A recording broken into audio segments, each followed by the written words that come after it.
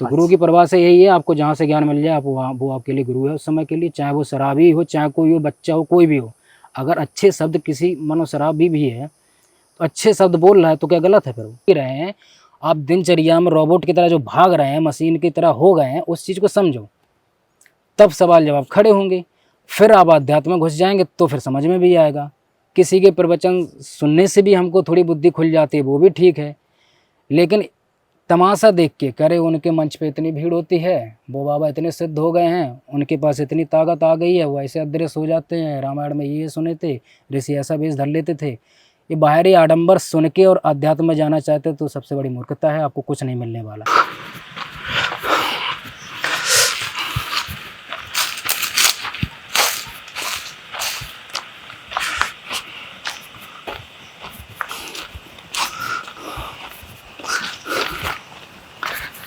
नमस्कार साथियों, आपका दोस्त, आपका भाई, आपका साथी, संतों के चरणों का दास, मैं कन्हैया शर्मा।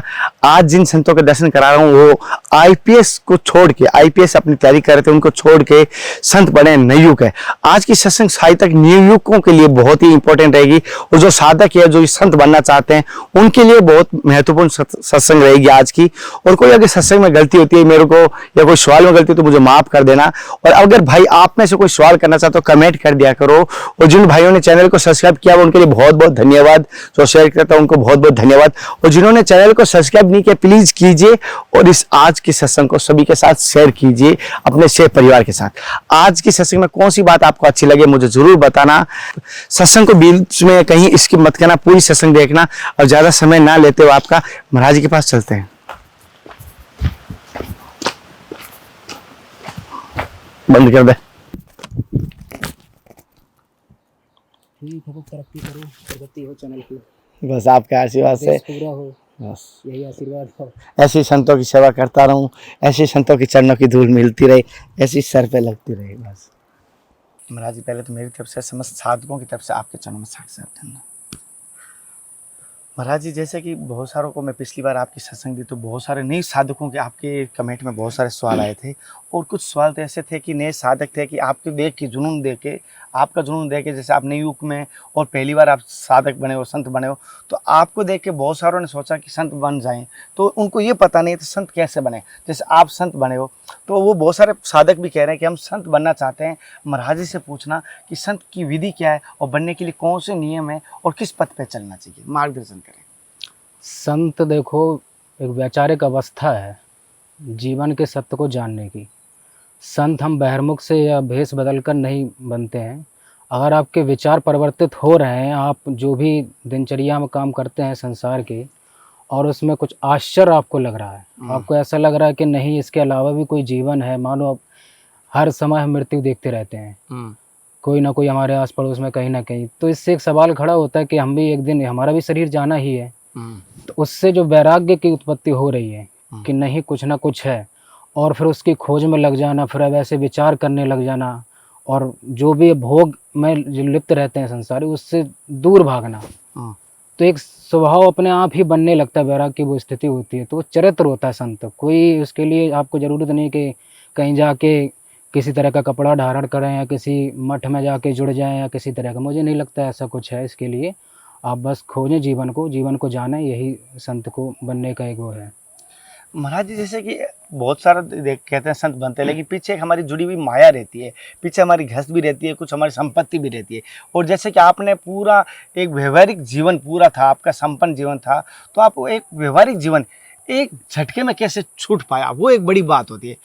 बाकी तो प्रारब्ध की बातें आती है, लेकिन ये छोड़ना भी बहुत बड़ी बात होती है। हाँ, शुरुआत में बड़ा संघर्ष तो रहता था, वासनाएं हावी रहती थी, जो एक संकल्प बना रखे थे कुछ करने के, सपने थे कि कुछ हम भी बड़ा करेंगे, या कुछ सामान्य परिवार में नॉर्मली होते हैं, नौकरी का एक ज़्यादा क्रेज रहता है, तो वो हमारे अंदर वो भी था, लेकिन वो मजबूती इतनी नहीं देते थे जितनी मजबूती इस चीज़ ने, इस विषय पे हमको लगी कि वो सारे शरीर तक सीमित हैं, और शरीर के बाद क्या होना, ये बात हमारे खटकती थी कि हम तो ये मर जाएंगे, मानो चले गए मर के, तो उसके बाद क्या है ऐसा। और फिर जब पुस्तकें पढ़ो, शास्त्र पढ़ो, तो वो कहते हैं नहीं नहीं, जीवन यहाँ तक ही नहीं है, जीवन तो बहुत सारा है, हम तो एक निमित्त मात्र है, एक कोई तत्व है, वो जन्म लेता बार बार, ये शरीर है कपड़े की तरह बदलता रहता है। तो बस वही जिज्ञासा जगी। जब यहाँ जिज्ञासा इस तरफ जब ज़्यादा जोर हो गया तो धीमे धीमे उसको समझ कर छोड़ना पड़ा। छोड़ तो नहीं पाए थे, ऐसी बात बड़ा मुश्किल होता है। फिर समझे कि हम क्यों इसमें फंसे हैं, क्या इससे मिल रहा है। कोई भी वैसा हो, किसी भी संबंधित, किसी भी खाने की किसी भी तरह की वासना हो, पहनने से लेकर कई तरह के होते हैं हर एक व्यक्ति के जीवन में, उसको समझें कि वो कहाँ तक हमको आनंद देगी, अच्छा। कब तक आनंद देगी। और क्षणिक है, ये बात अच्छे से जानते हैं। आप कितनी भी अच्छी टेस्टी भोजन करें, कितना भी अच्छा भोजन करें, कितने भी सुंदर कपड़े पहने, आप कुछ भी सुंदर कर लें, आप जब तक उसके साथ हैं तब तक आपको आनंद मिल रहा है। उससे दूर हुए तो आप उसके आनंद को अनुभूति नहीं कर पाते हैं। तो हमेशा आनंद कहाँ मिले, ऐसी अवस्था कौन सी है? तो ऐसी अवस्था वही है जो आपका मूल स्रोत है। तो बाकी सब तो परतें हैं जो समय के साथ साथ बनती गई, हमारे अंदर याददाश्त की परतें बन रही हैं, तो उससे ढक जाती है वास्तविकता क्या है हमारे जीवन की। तो अब क्या होता है, मूल स्रोत में जाने से जो परम आनंद मिलता है, जो संत भी हमारे बताते हैं, तो अब उसी की तरफ बस यात्रा शुरू कर दी है। उस आनंद को हम समझ चुके हैं कि क्षणिक है, तो इसलिए वो आसानी से छूटता चलेगा। समय लगा है, हर एक वासना जो भी रही उसको समझे हैं, नई फिर बनाना बंद कर दिए। तो उसके बाद जो हमारे अंदर वेग पड़े थे वासना के, वो स्वतः हम अपने अंदर घटित होते। जैसे साधना में बैठे, अब बैठने के बाद चित्त तो चंचल है, तो जो भी विचार आया तो हम उसको फिर कैच करते थे, पकड़ते थे कौन सा हावी हो रहा है, कौन ज़्यादा जोर दे रहा नहीं। तो उसमें सबसे ज़्यादा हमारा परिवार का मोह हो जाता है, ठीक, या हमारी अपनी बहुत ही मनपसंद चीज़ हो गई है, तो उसको समझते थे कब तक परिवार रहेगा, कब तक। तो जब ये हमको पता एक दिन छोड़ना ही है, उस दुख को झेलना ही है, तो आज जीते जी हम क्यों नहीं छोड़ सकते विचारों से उसको सुलझा कर। हम अपने कर्तव्य को निभाएं, बस कर्तव्य ना छोड़ें। माता पिता की सेवा का कर्तव्य है, उसको ना छोड़ें। मानो हमने शादी भी कर ली, परिवार भी बना लिया, तो अपने उस दायित्व को निभाएं। उस दायित्व को शरीर से निभाना, ये सब शारीरिक संबंध हो गए, शरीर तक तो है। हमारा नाम भी शरीर तक है, जितने कर्म हो रहे हैं शरीर के हो रहे हैं। अंदर क्या चल रहा है क्या नहीं चल रहा वो तो हमें नहीं लगता कोई बाहर मुख का कोई जानता होगा, वो हमें ही पता है। तो और साधना जो है अंदर की होती है, अंतर्मुख की। तो आप अंतर्मुख का कार्य करते रहें और बाहर मुख का भी करते रहें, दोनों को बैलेंस करें, समझ कर बाहर के भी अपने निभाएं कि हमारा ये बच्चा है, इसको हमें पढ़ाना है, आप अपने ड्यूटी करें, बच्चे को पढ़ाएं। उसको ज़्यादा उसको खूब वो अंतर्मुख में विचार ना, कैसे होगा क्या होगा, चिंतन करें सुलझी हुई बुद्धि से, और थोड़ी समय दें एकांत में रह के, तो और व्यर्थ की चीज़ों से दूर हो जाएं बस। तो जो पूर्णतः समय हम अपने लिए जिएंगे तो हमें लगता है दोनों चीज़ सफल हो जाती है, अंतर्मुख की भी बहिर्मुख की भी। अच्छा महाराज जी, जैसे आपने कहा, जैसे जिस चीज़ को हम त्याग पाने के लिए, या जिस चीज़ को हम दूर आए हैं और किसी चीज़ को पाने के लिए अवश्य आते हैं, किसी चीज़ से दूर जा रहे हैं तो किसी चीज़ के नज़दीक जा रहे हैं। तो जो चीज़ के आप नज़दीक जा रहे हैं, जिस चीज़ को आप पा रहे हैं, क्या उसको पाने के लिए जंगल जाना अति आवश्यक है, घर त्यागना अति आवश्यक है क्या? ये भी नहीं, अति आवश्यक तो नहीं है, लेकिन आपकी परिस्थिति, आपकी जो साधना के हिसाब से जो स्थिति चाहिए, पर्यावरण चाहिए, अगर आसपास आपके नहीं है तो कोशिश यही रहती है कि ऐसे पर्यावरण में जाए तो आपकी साधना में विघ्न ना हो, बाधा ना पड़े। तो हम पहले भी वीडियो में बताए थे कि परिवार के लोग इतना ही नहीं जानते थे, मानो हम बैठे हैं तो उनको यही लगता था कि बैठ ही रहता है दिन भर, कुछ करते ही नहीं है, क्योंकि अब उनको पता नहीं है अंतर्मुख का यात्रा, बहिर्मुख की तो कोई क्रिया है नहीं, ये क्रिया अंदर की है। तो अब मानो हम बैठे हैं और बार बार कोई ना कोई काम के लिए टोक दिया जाता है, तो फिर वो साधना में विघ्न हो गया। तो हम बैठे हैं शांत किसी अच्छी स्थिति में और कुछ अनुभव मिल रहा है, चिंतन करने से कुछ जान पा रहे हैं, और वो बीच में ही टूट जाए, और जब बहिर्मुख हो जाते हैं, कमज़ोर साधक के लिए बड़ा मुश्किल होता है फिर से अंतर्मुख उस स्थिति तक लाना। क्योंकि एक अभ्यास ही के लिए तो ठीक है कि बाहरमुख का भी जी लिया, तुरंत ही बैठ गया तो अंतर्मुख का शुरू हो गया। तो पहले दिक्कत होती थी हमको बहुत, तो हमने कहा कुछ समय के लिए हम एकांत पकड़ें, और फिर जो हमेशा सुनते आए हैं कि जंगल है, साधु संत हमेशा वहीं पकड़ रहते हैं, तो चले आए, मजबूती बनी। और जैसे यहाँ आने के बाद इस जंगल का कैसा अनुभव रहा? आप इतना समय रह गए, आज मैं आपसे 1 साल बाद लमसम मिल रहा हूँ। हाँ, 1 साल हो गया हुआ, और आपका देख रहा हूँ पूरा 1 साल आपने इस जंगल में कंटिन्यू, मैं देख रहा हूँ कहीं नहीं गए, इस जंगल को छोड़ के बाहर भी नहीं गए। तो आपका कैसा अनुभव रहा इस जंगल का, और कैसी अनुभूति रही रातों की यहाँ की? जी बिल्कुल, अगर यहाँ पे आए हैं तो उसका हमें पूरा फ़ायदा मिला है, उसका हम पूरा उपयोग कर पाए हैं और समझ पाए हैं वास्तविकता जो वहाँ पे डिस्टर्बेंस होती थी यहाँ पे नहीं हुई है। तो यहाँ का जो अनुभव है, जंगल भी अपने आप में दिव्य है, एक तो तपोभूमि रही है, तो यहाँ पे आभाएँ भी आती हैं, अभी भी सुनते हैं कभी कभी। वहाँ रामनगर जो पहाड़ी है पीछे दिख रही है, जो घंटरिया की आवाज़ आती है। हाँ। तो जब शांत चित्त है तभी आभाएँ सुन पाते हैं। अगर हमारे मन में पहले से ही चंचलता है, कुछ ना कुछ चल रहा है, तो हम ये आभाओं का अनुभव नहीं कर पाते हैं। तो ये समझ में आता है कि और फिर अपने अंदर भी सुलझाव जो महसूस कर रहे हैं, अब जो पहले जो भारीपन था, संसार के प्रति जो लगाव था, वो भी क्षीण हो गया है। और साधना में हमेशा बैठे रहना, जो अंदर दिखता है, अंदर जो भी समझ में आता है उसी का आनंद लेना। तो ये सारी स्थितियां हैं। अब आगे धीमे धीमे बढ़ेगा, जो भी मिलेगा अब आगे पता चलेगा। अच्छा अभी फिलहाल आनंद है, अच्छा। इतना भटकाव नहीं है पहले की अपेक्षा। हाँ जी, एक ललित महेश्वरी जी है, उन्होंने सवाल किया है कि विल पावर कैसे बढ़ाते हैं? इच्छा शक्ति, हाँ देखो विल पावर बढ़ाने के लिए सबसे पहले तो आपको चाहिए इन्फॉर्मेशन अच्छी, आप जिस क्षेत्र में जा रहे हैं, हम्म, ठीक है, और दृढ़ संकल्प। हाँ। तो इच्छा शक्ति, जब आपको सब चीज़ पता है कुछ भी करने की, वही तो हो गया ना कि कुछ भी करने के लिए वो इच्छा मजबूती हाँ, बनी रहे, विल पावर हमारी मजबूती बनी रहे। हाँ। आपको जब पता है उसके विषय में, किसी भी विषय, कुछ भी हो, XYZ, कुछ भी हो संसार में जो भी आप कर रहे हैं, तो आप उसकी इन्फॉर्मेशन अच्छे से कलेक्शन कर लें और आप दृढ़ संकल्प बना लें कि हमको यही करना है, और जो व्यर्थ के भटकाव हैं उनको आप रोक दें, तो आप उस पर टिके रहेंगे, तो आपकी इच्छा शक्ति मजबूत हो गई। अब दुनिया भर के चीज़ें भरे रहेंगे। आप मानो मुझे IAS की तैयारी करनी थी, तो उस समय मैंने और चीज़ें कम कर दी थी, सिर्फ IAS से फोकस था और समय बच गया। पहले मैंने अपना पूरा कोटा IAS का पूरा कर लिया कि मुझे इतना आज पढ़ना है, उसके बाद बचे समय में हमने और चीज़ें कर ली। ये ना हो कि और चीज़ों में इतना आनंद आ गया कि IAS की तैयारी साइड से कर दी, उसी में घुल गए। ये चीज़ ना करें। आपने जो उद्देश्य को चुना है पहले उसको पूरा करें, बचे हुए समय में और चीज़ें कर लें। क्योंकि मैं तो बहुत सारी चीज़ें करता था, अगर ऐसे ही करता तो सारी बिगड़ जाती जी। चित्रकारी से लेके और अन्य चीज़ों के क्षेत्र में बड़ा आनंद आता, तो समय बचता था तब करते थे, ऐसा थोड़ी कि महाराज जी, जैसे आप जैसे बताया IAS की तैयारी करते हुए आपने एक साधक का सवाल उसी के बीच में करना चाहता हूँ। कमल नाम का MP से, जैसे कि आप IAS की तैयारी कर रहे थे, उसी के बीच में आपने गुरु की खोज कैसे की जाती है? मतलब बहुत सारे कहते हैं गुरु की खोज कैसे करें, तो आपके ऊपर ही वो सवाल ला रहा हूँ। तो आपने कैसे की, अनुभव के लिए हमारे मार्गदर्शन बनेंगे, तो आपने IAS की तैयारी करते हुए गुरु की खोज कैसे की, किस प्रकार की? आध्यात्मिक गुरु। हाँ, आध्यात्मिक गुरु जो आप इस मार्ग पे आए हो। देखो, गुरु से मेरा मानना है, और जहाँ से आपको ज्ञान मिल जाए, आपको सुलझाव मिल जाए, अब वो सजीव भी हो सकता है, निर्जीव भी हो सकता है, वो आपके लिए उस समय गुरु का ही काम कर रहा है। गुरु कोई शरीरधारी ही नहीं, निश्चित ऐसा नहीं हो सकता कि शरीरधारी ही हो तभी गुरु हो, और हम जाकर ढूंढें पूरी दुनिया भर में कोई अच्छा गुरु मिल जाए फिर हम ज्ञान लें। आप अपने बुद्धि को खुला रखें, आप सुलझे हुए बुद्धि है, तो आपको हर जगह ज्ञान बट रहा है। कहीं प्रकृति का ऐसा कोई अंश नहीं जो ज्ञान नहीं देती, हर जगह हर अंश आपको ज्ञान देने चाह रहा है, लेकिन हम ही बेहोश जीवन जी रहे हैं। जब बेहोश जी रहे हैं तो हम देख नहीं पाते हैं। तो प्रकृति का हर एक अंश आपका गुरु है, आप बस वहाँ से सीखना शुरू कर दें तो आपको कोई समस्या नहीं होगी। क्योंकि मेरा शरीरधारी गुरु अभी बना था, एक साल पहले हमने दीक्षा ली थी, उसके पहले तो सब कुछ जान चुके थे। वो तो अब जरूरी है बनाना, ऐसा लोग कहते हैं तो हमने बना लिया, ठीक है, क्योंकि समाज का भी विरोध नहीं करना चाहिए। विरोध तो हमें कभी जीवन में किसी भी चीज़ का नहीं करना चाहिए, समाज के हिसाब से भी चलो और अपना जो उद्देश्य बना रखा है उसको भी करो। तो गुरु की परिभाषा से यही है, आपको जहाँ से ज्ञान मिल जाए आप वो आपके लिए गुरु है उस समय के लिए, चाहे वो शराबी हो, चाहे कोई हो, बच्चा हो, कोई भी हो।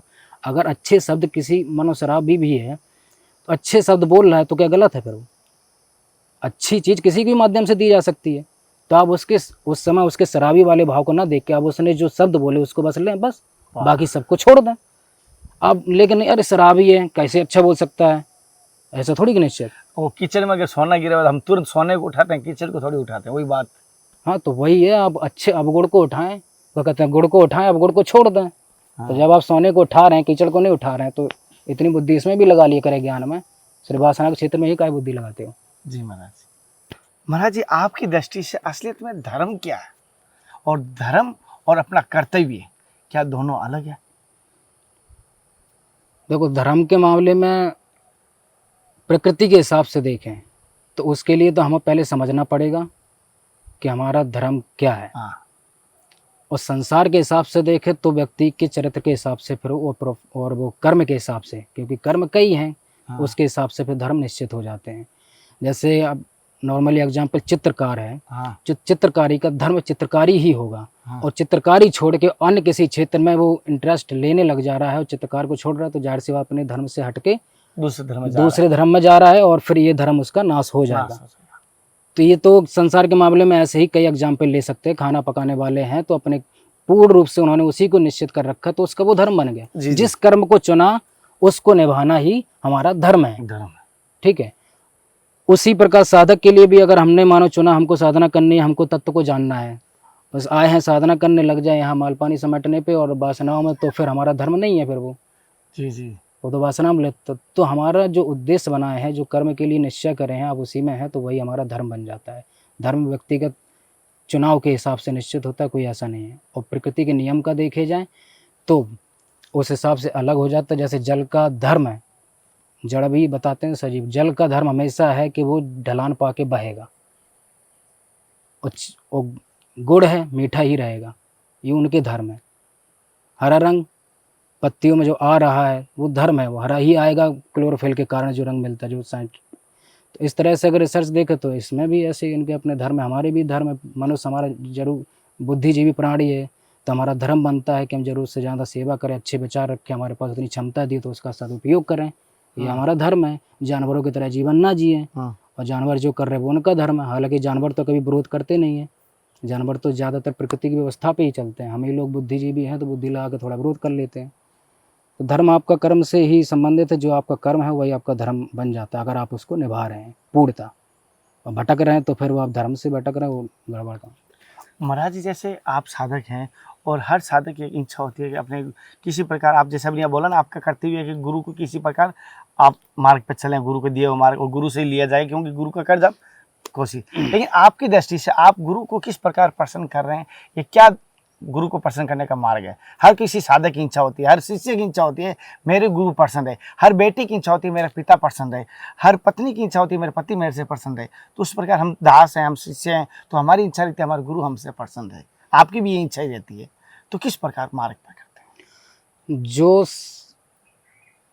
उचित जो सोच है, अगर मानो मैं जो करने आया हूँ उसमें भी विघ्न नहीं हो रहा है, और गुरु की भी इच्छा पूरी हो रही है, मानो गुरु की इच्छा ये है कि मेरी उम्र धीमे धीमे बढ़ रही है, तो कोई एक सेवा के लिए हो शिष्य हमारे पास, तो वो भी निभा सके और हमारे साधना में विघ्न नहीं है। तो मैंने समय मांग लिया उनसे कि महाराज जी, जब तक आप सक्षम हैं तब तक ऐसी कोई व्यवस्था कर लें, मेरी साधना हो जाएगी, उसके बाद मैं आपकी सेवा में हाजिर हो जाऊंगा। अन्यथा जब भी मैं जाता हूँ वहाँ पे तो पूर्ण रूप से पूरा कार्यभार संभाल लेता हूँ, तो वो फ्री हो जाते उतने समय के लिए। तो जब कार्यभार पूरे आश्रम का संभाल लिए तो वो अपने थोड़ा स्वतंत्र रहते हैं, तो पूरी व्यवस्था हम देखे रहते हैं, यही सबसे बड़ा भार है। उसके बाद वो भी अपना भजन कर पाते हैं। अच्छा महाराज जी, एक सवाल करना चाहता हूँ। हालांकि पूर्णता तो नहीं बच पाएंगे, ये हमको भी पता है।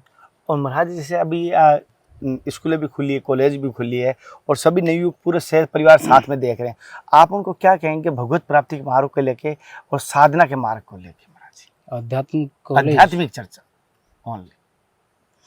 सबसे पहले देखो, जिज्ञासा रख, आश्चर्य करें, जिज्ञासा भी हो, साथ में आश्चर्य आप करें कि प्रकृति क्यों बनी है, कैसे बनी है। हम जो भी जी रहे हैं, आप दिनचर्या में रोबोट की तरह जो भाग रहे हैं, मशीन की तरह हो गए हैं, उस चीज़ को समझो, तब सवाल जवाब खड़े होंगे।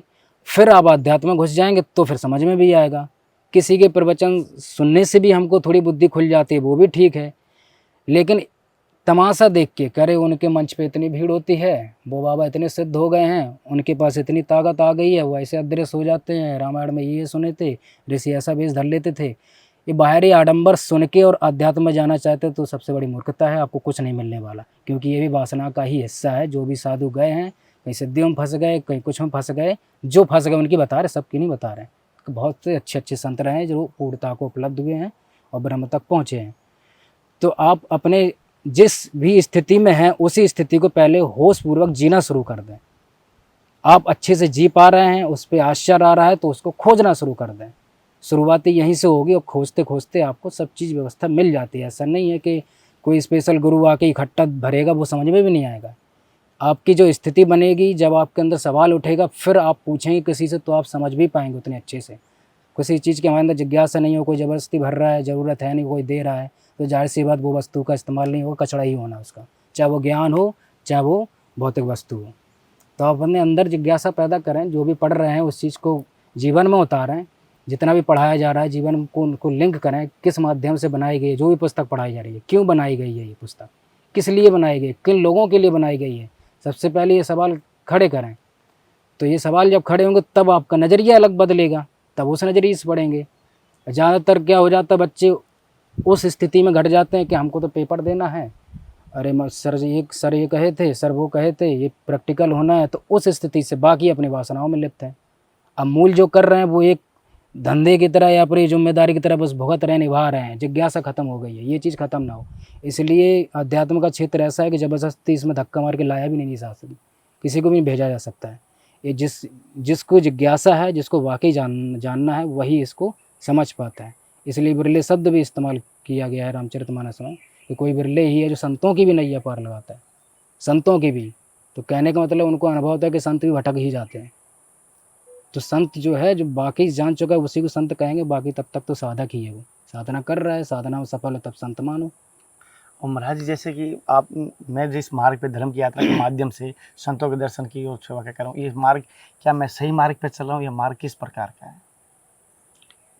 सेवा के हिसाब से देखे तो ठीक ही है, अच्छा है, अच्छा काम कर रहे हैं। सत्संग जा रहा है, लोगों जितने लोग देख रहे हैं उनके विचार शुद्ध हो रहे हैं, तो ये तो अच्छा ही काम है, पुरुषार्थ अच्छा है, इसका फल भी अच्छा मिल रहा है। बाकी और तरक्की करना है तो आप भी आ जाओ, साधना करो, जीवन में उतार लें, कर्म इसको भी करते रहें, समय निकाल लें अपना और साधना भी करें, तो आप स्वतः अनुभव करें और संतों के भी अनुभव को सुने, तो और अच्छी बात होगी इसमें। महाराज जी, कभी कभी ऐसा मन में सोचता हूँ, कभी जैसे आत्मचिंतन करता हूँ, मनोरंजन नहीं कह रहा हूँ, आत्मरंजन, जब आत्मचिंतन करता हूँ, सोचता हूँ एक मनुष्य शरीर ही ऐसा है जो परहित की सोच पाता है।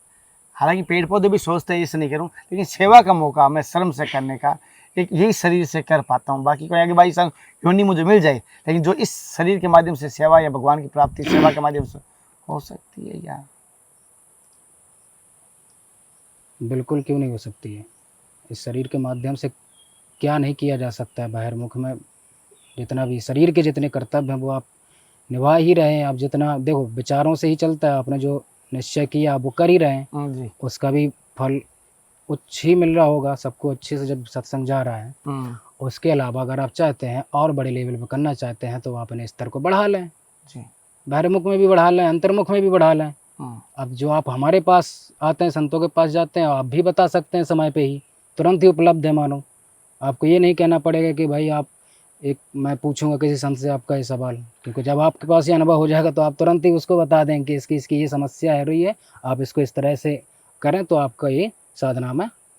महाराज जी, वो तो बात आपकी सत्य है, लेकिन एक तीर मैं हाथ से चलाऊंगा, एक आपके धनुष से जा रहा है, उसका प्रेशर, उसका वेग डिफरेंस आ जाता है। तो जैसे कि आप संतों के मुखारबिन से वही शब्द अगर मिले तो उसका तेज उनके जीवन में उतरता है और उस मार्ग पे से परिवार चलते हैं। मैंने ये देखा है महाराज। ये बात तो सही है, एक धारणा बन जाती है व्यक्ति की, वो भी प्रभाव पड़ता है उसका कि आप पहले क्या करते थे। अगर हम जैसे हमारा वास्तविक जीवन कोई जानेगा, अब हम घर में चले जाएंगे, आप लोग आए हैं जिस श्रद्धा के साथ, उस श्रद्धा के साथ क्या घर वाले पूछते हैं? बिल्कुल नहीं होता है, क्योंकि वो बचपन से देख रहे हैं, बचपन से देख रहे हैं। लेकिन जिसको ज्ञान से मतलब है, वो फिर वो बचपन हो चाहे कुछ हो, क्या हम कर रहे हैं उस चीज़ को समझता है, वो फिर उसकी इज्जत रखता है। तो जो जिस चीज़ को जानता है वो व्यक्ति कर पाएगा इज्जत, बाकी और लोगों को हमें लग नहीं रहा है ना वो समझेगा ना वो समझा पाएंगे।